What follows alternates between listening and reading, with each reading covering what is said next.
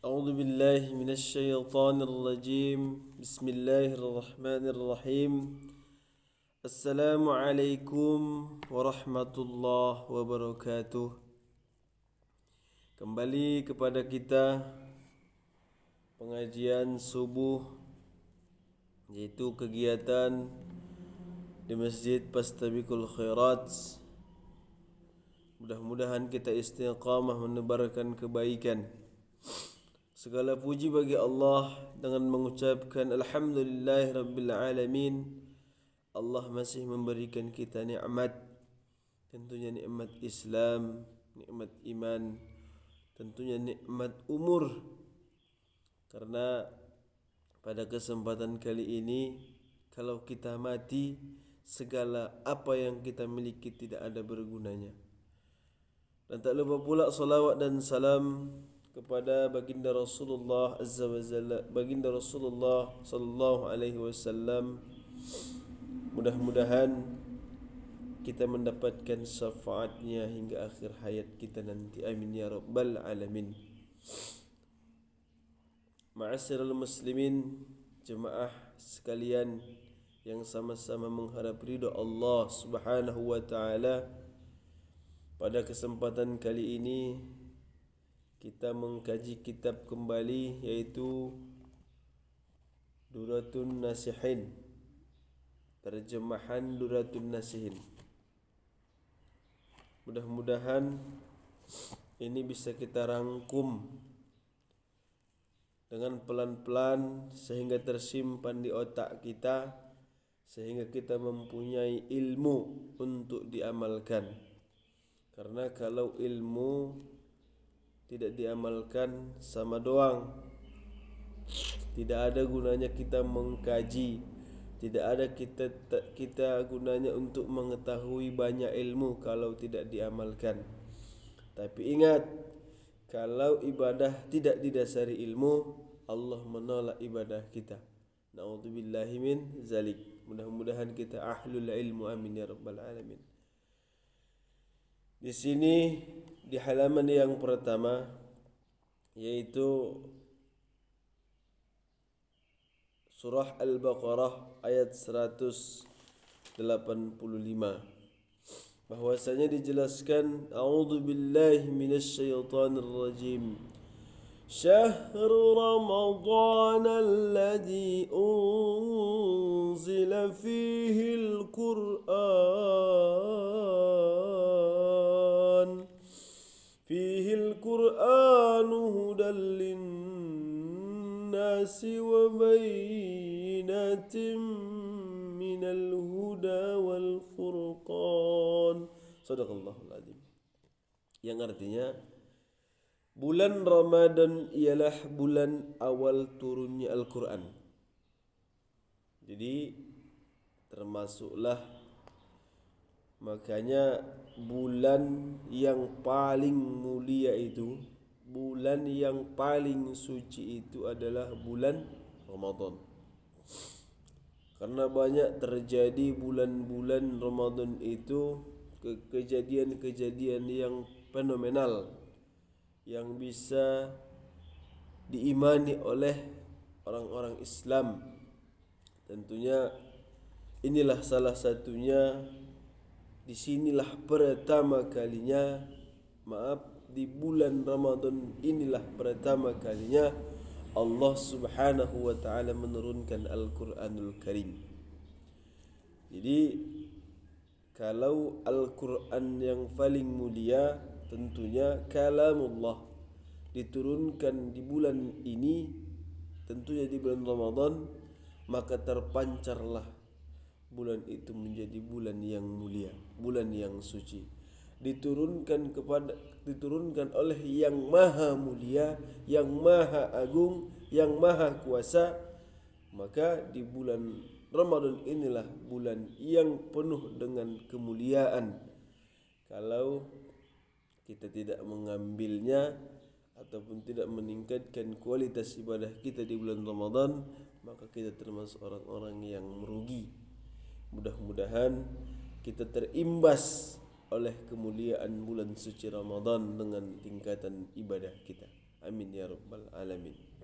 Jadi di bulan Ramadan inilah benar-benar bahwasanya termasuk bulan yang suci, karena di sini adalah diturunkannya pertama kali kalamullah ataupun kitab yang diimani, kitab khatamul kitab.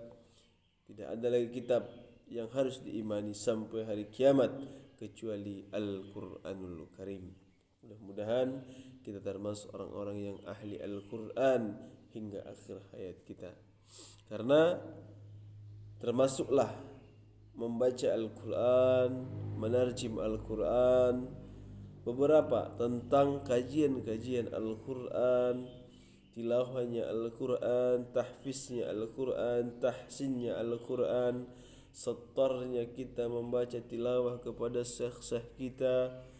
Itu ibadah, termasuk ibadah yang paling utama dianjurkan di dalam bulan suci Ramadan. Mudah-mudahan kita mengamalkan amalan membiasakan untuk mengkaji Al-Quran, baik dari segi menterjemah, dari segi membaca tilawah, dari segi memahami dari beberapa guru-guru kita. Mudah-mudahan kita termasuk ahli Al-Quran. Amin ya rabbal alamin. Kemudian berupa petunjuk untuk manusia. Jadi Al-Quran ini juga termasuk petunjuk. Jadi kalau kita bingung, contoh, kalau kita mau ke Jakarta, bingung mau kemana, kita cari petunjuknya.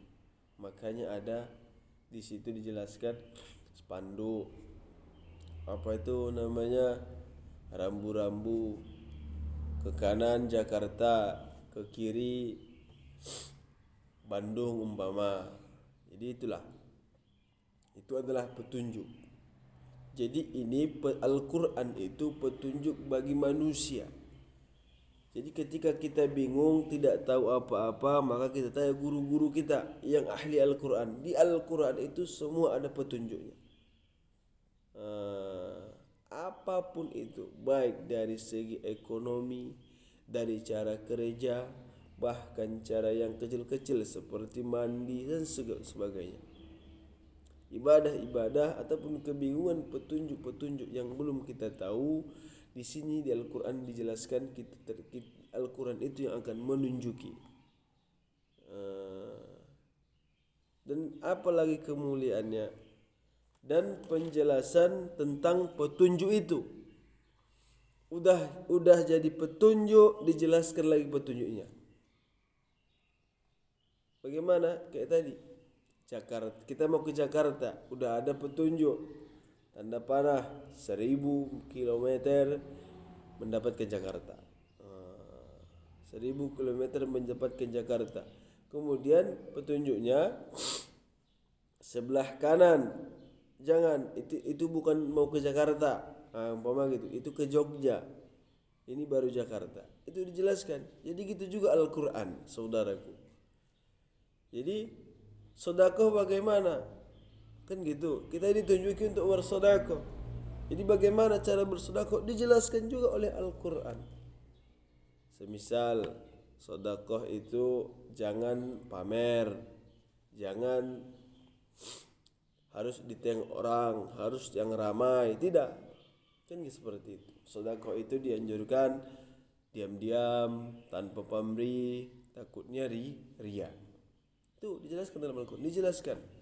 Jadi kita, Al-Quran itu sebagai petunjuk, sebagai penjelasan bagi kita semua. Kemudian apa lagi? Dan menjadi penegak kebenaran, membedakan antara yang hak dan yang batil. Subhanallah. Kalau kita tidak tahu Al-Quran, kita tidak akan bisa membedakan mana yang hak, mana yang batil, mana yang harus ditegakkan kebenaran, mana yang harus ditinggalkan. Gitu. Jadi mari sama-sama kita mengkaji Al-Quran, memahami Al-Quran, agar kita terimbas dengan kemuliaannya Al-Quran. Karena parfum itu Tukang parfum kalau kita dekati jual parfum, minimal kita terimbas wanginya. Jadi kemuliaan Al-Quran kalau kita kaji, kita hayati, kita baca, kita tilawahi, mudah-mudahan kemuliaan imbasan dari Al-Quran ada beserta kita. Mudah-mudahan kita selalu dimuliakan Allah Subhanahu wa taala. Kemudian itulah kajian subuh kita kali ini pada tanggal 7 Februari 2021. Mudah-mudahan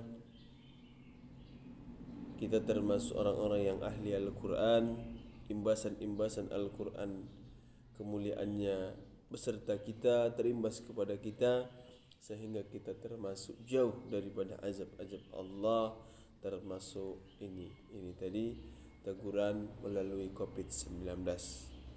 Mudah-mudahan kita tergolong orang-orang yang ahli ibadah hingga akhir hayat kita. Amin ya rabbal alamin. Mohon ampun kepada Allah, mohon maaf kepada seluruh pemirsa yang menonton kajian subuh ini. Mudah-mudahan kita istiqamah beribadah dan mendapati yang namanya husnul khatimah. Wabillahi taufiq wal hidayah. Assalamualaikum warahmatullahi wabarakatuh.